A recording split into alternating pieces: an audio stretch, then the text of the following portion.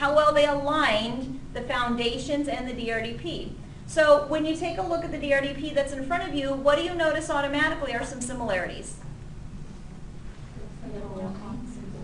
The little icons, little colors, right? So not only did they make the colors, the icons the same, but it's all color-coded, and all of these correspond to the same foundation that you're going to see, or the same developmental domain that you find in the foundation. You're going to find the exact same developmental domain in the DRDP. So they've really done a good job in working hard to align these. And that's going to be important when we go and we talk about curriculum development and how all of these tools work together to really make some really cool curriculum in our classroom.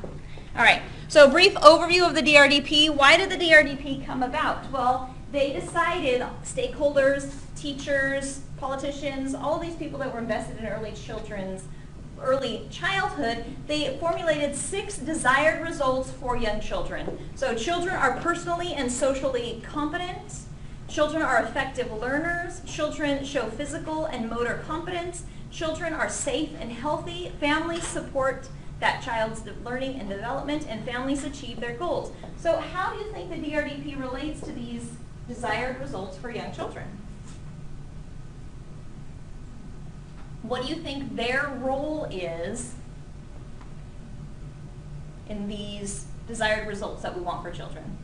Think about what the DRDP is. What is the DRDP? It's an assessment.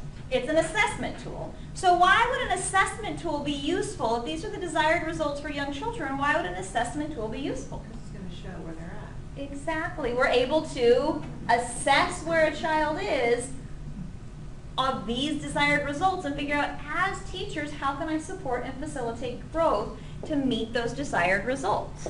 Okay?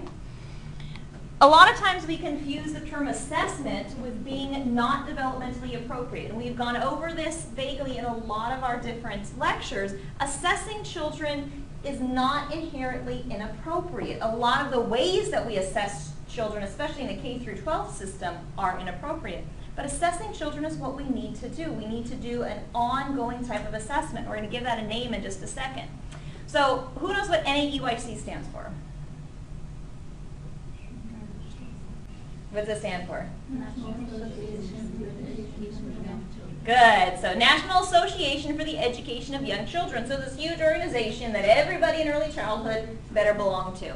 So what do they say about assessment? In developmentally appropriate programs, so quality programs, assessment and curriculum are integrated. What does that mean? They go hand in hand. If something's integrated, they mesh together, with teachers continually engaging in observational assessment for the purpose of improving teaching and learning. So that statement is all about what this class is focused on, learning how to do observational assessment, taking that observational assessment and turning it into curriculum. So now we're going through and going to finish up the assessment tools, and the latter part of this class is going to be focused on turning those assessments. So we've done observation. Did you learn how to observe correctly? And we learned how to document those observations. Remember, that's what we spent a lot of time doing? Say yes. Yeah. Now we looked at the assessment tools, and we're going to be putting them all together. Once we finish the DRDP, we're going to be talking about combining all of those and making some really cool curriculum. All right, so formative assessment. Now this is the bigger word, but it is what a DRDP is. And a formative assessment is what we want to see. All that formative assessment is, it means that assessment is ongoing. So when we have a summative assessment, that is something like a final exam. When we hear the word summative, what do you think of? A summary, right? An end result. So a summative assessment is something that is done at the end. A formative assessment is something that is done ongoing. It's done during the activity, okay? So right now, as I'm lecturing and giving you information, I'm continually doing a formative assessment. How would I be doing a formative assessment as I'm lecturing? What do I do? What tells me that you don't get it? Your faces, right? Believe it or not, this gives away a lot. When you guys go like that, it lets me know, okay, back up, I need to clarify things. So continually, as any good teacher should do, you look at the faces and you go, all right, my assessment, my formative assessment is telling me I gotta regroup and explain this concept again, okay? That's what a formative assessment is. It's an ongoing assessment while instruction is occurring. You make a modification and you do your assessment again. So if I talk about a concept again and you go, and I see this, my assessment comes back, all right, I can move on and we can do something else, okay?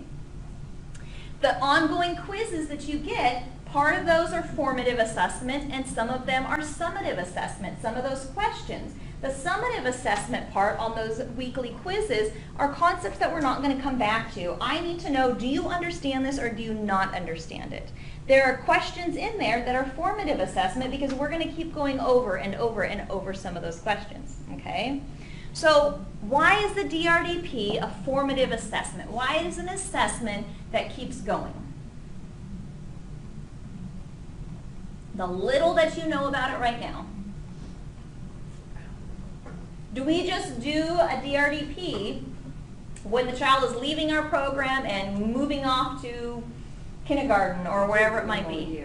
We do it throughout the whole year, and we're going to talk about those time frames, and we're continually gathering evidence and reflecting on our DRDP, and then changing our curriculum, and then gathering some more evidence, okay? So it's an ongoing system. So what are some of the key features in the DRDP that we need to understand?